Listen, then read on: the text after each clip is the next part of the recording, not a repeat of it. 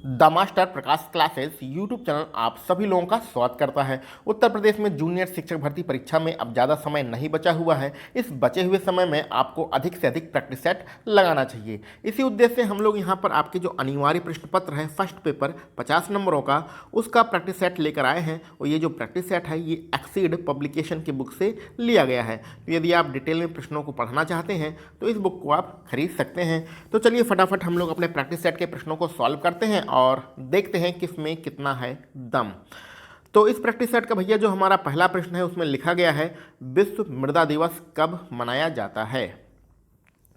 विकल्प आपको पढ़ना है, विकल्प पढ़ के फटाफट आप कमेंट बॉक्स में आंसर बताते चलिए, अथवा अगर आप आंसर ना लिखना चाहें तो अपने मन में भी आंसर को दोहरा सकते हैं। तो जो हमारा पहला प्रश्न है उसका आंसर रहेगा 5 दिसंबर, यानी कि विकल्प भी हमारा बिल्कुल सही रहेगा। आगे बढ़ते हैं। 10% का नियम देने वाले वैज्ञानिक का क्या नाम है। तो 10% का नियम किसने दिया था। तो 10% का जो नियम था वो लिंडेमान ने दिया था। विकल्प भी हमारा यहाँ पर बिल्कुल सही है। किसी भी प्रश्न का हम लोग डिटेल में व्याख्या नहीं करेंगे। अगर आपको कोई प्रश्न नहीं आ रहा है तो उसका स्क्रीनशॉट ले लीजिए और स्क्रीनशॉट लेने के बाद उस प्रश्न को आप डिटेल में जाके अपनी बुक से, चाहे एक्सीड हो पब्लिकेशन के पास आपके पास हो, चाहे स्पीडी हो या अरिहंत हो या लूसेंट हो, कोई भी बुक हो आप वहाँ से पढ़ सकते हैं। छोटा नागपुर के जंगल जो है के जंगल हैं, इसमें किस प्रकार के जंगल हैं। छोटा नागपुर के जो जंगल हैं वो किस प्रकार के जंगल हैं, यही आपको बताना है तीसरे नंबर के प्रश्न में। तो छोटा नागपुर के जो जंगल हैं इसमें पहला वाला विकल्प पतझड़ वाले वन है, वह सवाना जंगल है, यानी कि पहला वाला पतझड़ वन है। छोटा नागपुर के जो जंगल हैं वो पतझड़ वाले जंगल हैं। पहला वाला विकल्प आपका बिल्कुल सही रहेगा। आगे बढ़ते हैं। रक्त कैंसर किस औद्योगिक रसायन से होता है। तो रक्त कैंसर का कारण कौन सा रसायन है, यही आपको बताना है।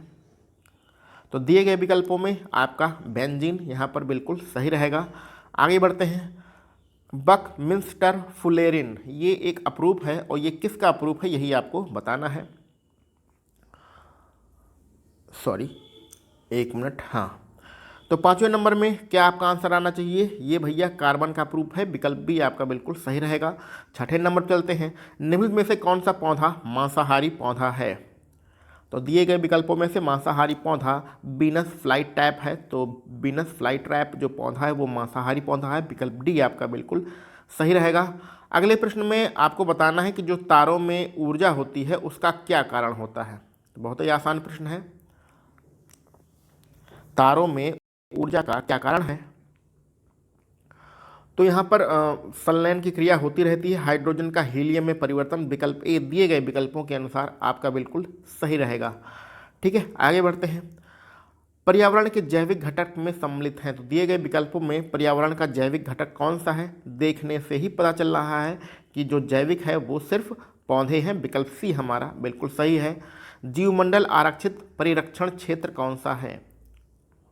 तो जीवमंडल आरक्षित परिरक्षण क्षेत्र दिए गए विकल्पों में कौन इसका उदाहरण हो सकता है। तो ये जो है जीवमंडल आरक्षित परिरक्षण जो क्षेत्र हैं वायुमंडलीय संतुलन के कारण होते हैं। विकल्प 9 में सी है। ये थोड़ा कंफ्यूज करने वाला क्वेश्चन है, इसको ध्यान से आप देख लीजिएगा। चलिए आगे बढ़ते हैं हम लोग अपने अगले प्रश्न पर। पहला पृथ्वी सम्मेलन जो था वो कहाँ पर आयोजित किया गया था। तो पहला जो पृथ्वी सम्मेलन था 10वें प्रश्न में जो वो कहाँ पर था, रियो डी जेनेरियो, ब्राज़ील में एक शहर है रियो डी जेनेरियो। यहाँ पर ओलंपिक खेल भी हो चुके हैं, यहीं पर आयोजित किया गया था। आगे बढ़ते हैं।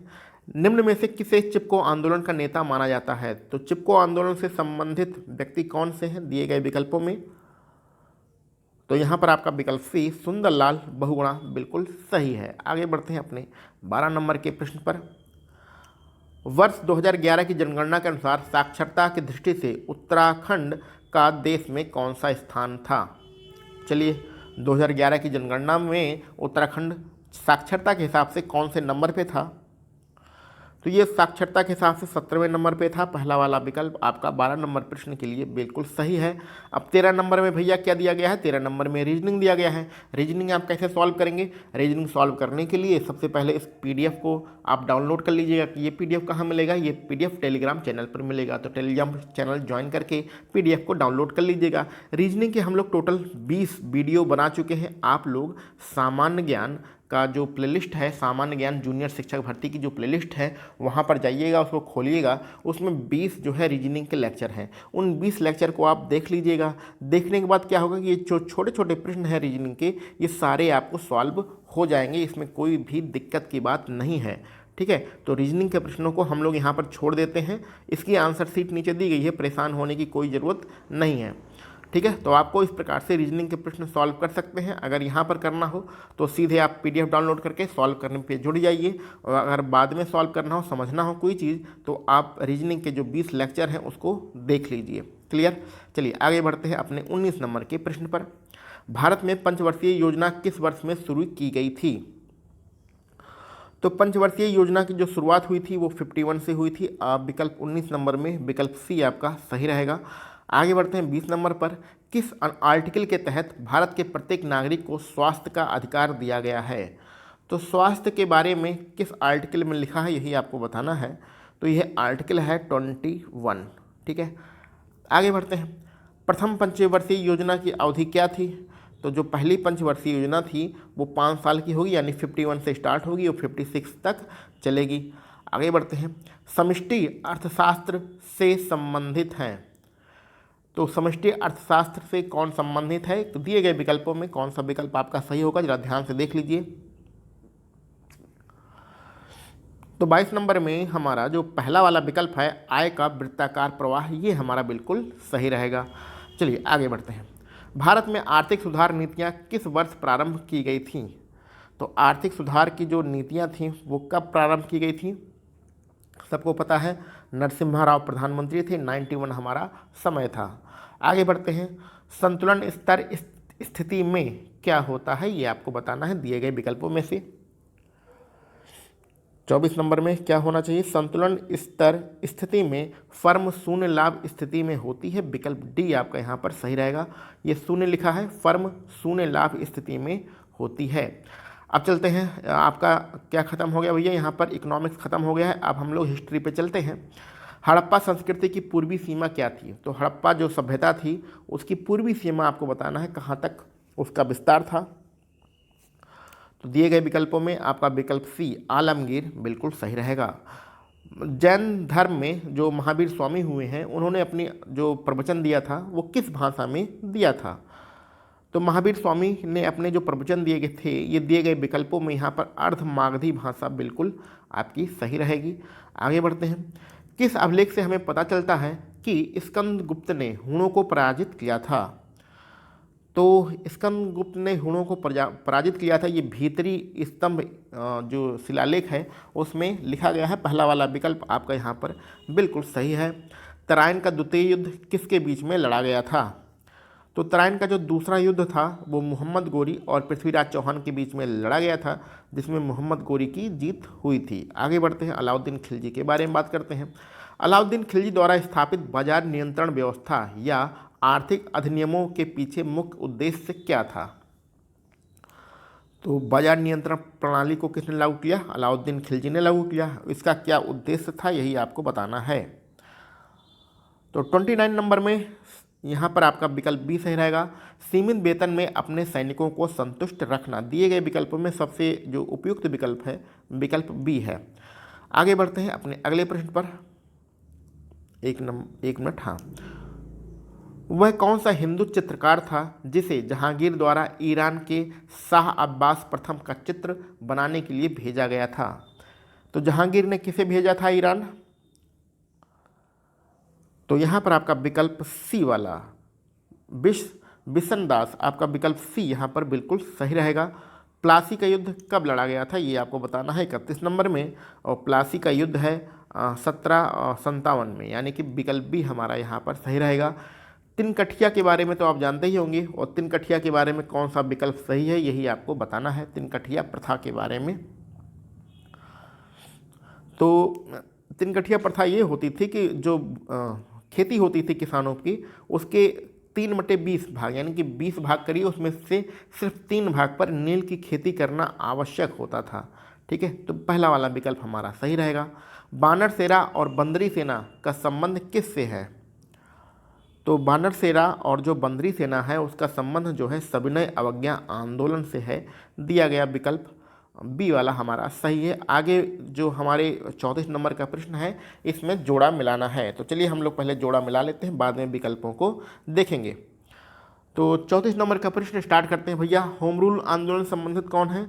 तो जो होम रूल आंदोलन है वो है एनी बेसेंट बारदोली, तो ये पटेल जी संबंधित हैं। असहयोग आंदोलन गांधी जी हैं, और स्वराज पार्टी का गठन चित्तरंजन दास ने किया था। तो यहाँ पर आपका 4 3 1 2 क्रम बन रहा है, और 4 3 1 2 कहाँ पर है? विकल्प बी में है।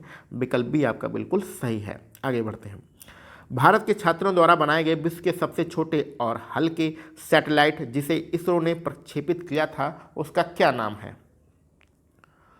तो 35 नंबर के प्रश्न का हमारा कौन सा आंसर होगा? ये आपका कौन सा हो सकता है इसमें? विकल्प बी। विकल्प बी आपका बिल्कुल सही रहेगा।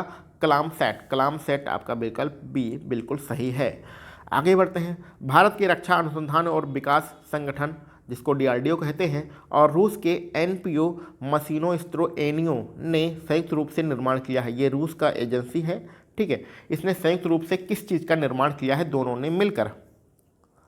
तो दोनों ने मिलकर ब्रह्मोस मिसाइल का निर्माण किया है। पहला वाला विकल्प हमारा बिल्कुल सही रहेगा। भारत और थाईलैंड के बीच में संयुक्त अभ्यास चल रहा है जो कहाँ पर हुआ था? मेघालय के उमरोई में हुआ था। आपको बताना है उसका क्या नाम है। तो इसका नाम है मैत्री 2019, ठीक है। ये पुराना डाटा है। आगे बढ़ते हैं अपने अगले प्रश्न पर। किस भारतीय व्यावसायिक बैंक ने सबसे पहले चलती फिरती एटीएम सेवा प्रारंभ किया था? तो चलती फिरती एटीएम सेवा किसने प्रारंभ किया था? सबसे पहले आईसीआईसीआई बैंक। विकल्प ए यहाँ पर हमारा बिल्कुल सही रहेगा। अगले प्रश्न में भी आपको जोड़ा मिलाना है। किसका शुभारंभ कहाँ पर किया गया था? इसी से संबंधित जोड़ा है। चलिए जोड़ा मिलाते हैं। देश का पहला खादी मॉल कहाँ बनाया गया था? तो ये एक मिनट, देश का पहला खादी मॉल, एक मिनट का थोड़ा समय दीजिए, इसमें थोड़ा सा कन्फ्यूजन हो रही है। तो हाँ चलिए, देश का पहला जो खादी माल था वो झारखंड में रहेगा, ठीक है ना भैया। और आगे बढ़ते हैं। ये सघन डायरिया नियंत्रण अभियान का शुभारंभ कहाँ पर किया गया था? ये आपके किया गया था कहाँ पर? हरियाणा में। और 17वां विश्व संस्कृत सम्मेलन का आयोजन कहाँ किया गया था? वैंकूवर में। और जो रक्षा मंत्रियों की बैठक थी ब्रिक्स वाली वो केप टाउन में हुई थी।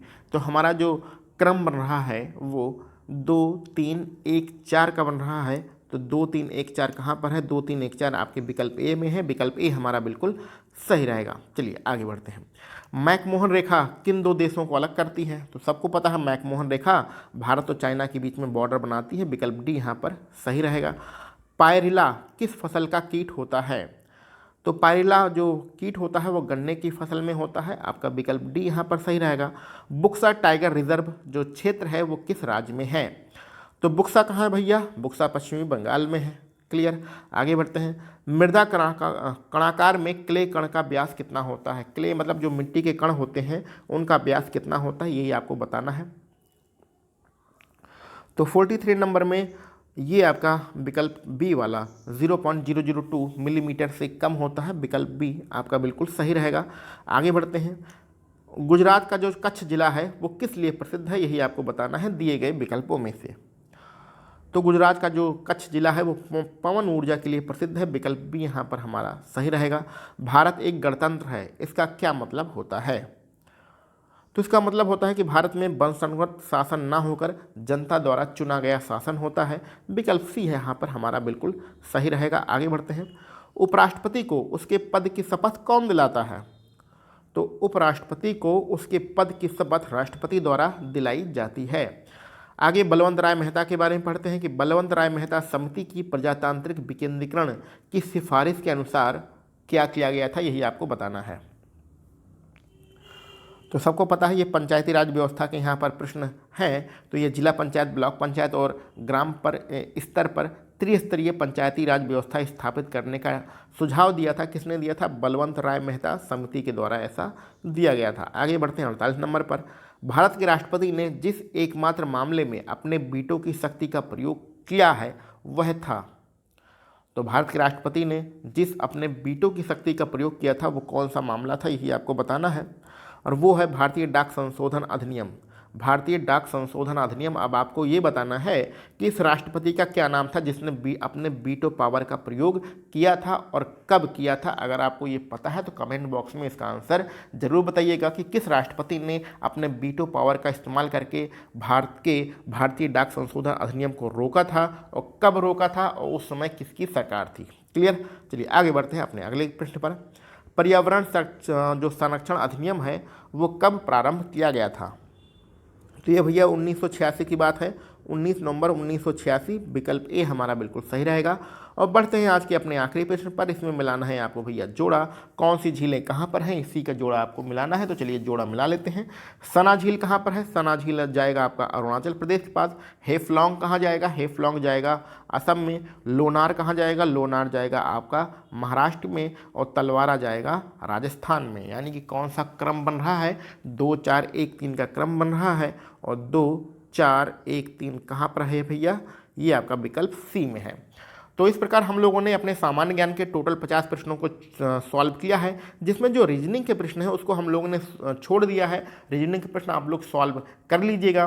तो आपके इस पूरे प्रैक्टिस सेट में आपने कितने प्रश्न सॉल्व किए हैं, उसमें से कितने प्रश्न आपके सही हो रहे हैं, इसको कमेंट बॉक्स में जरूर बताइएगा। इसके अलावा यदि आपके कोई मित्र जूनियर शिक्षक भर्ती की तैयारी कर रहे हैं अथवा सुपर टेट की तैयारी कर रहे हैं अथवा यूपीटीटी की तैयारी कर रहे हैं तो उन्हें भी ये चैनल को शेयर कर दीजिएगा, जिससे हम लोगों के जो सब्सक्राइबर हैं बहुत ज़्यादा तेज़ स्पीड में बढ़ सकें और हम भी धीरे धीरे करके एक अच्छा खासा बड़ा चैनल बना सकें। तो चलिए मिलते हैं हम लोग अपने अगले किसी यूट्यूब वीडियोज़ में। आप सभी लोगों को वीडियो देखने के लिए बहुत बहुत धन्यवाद।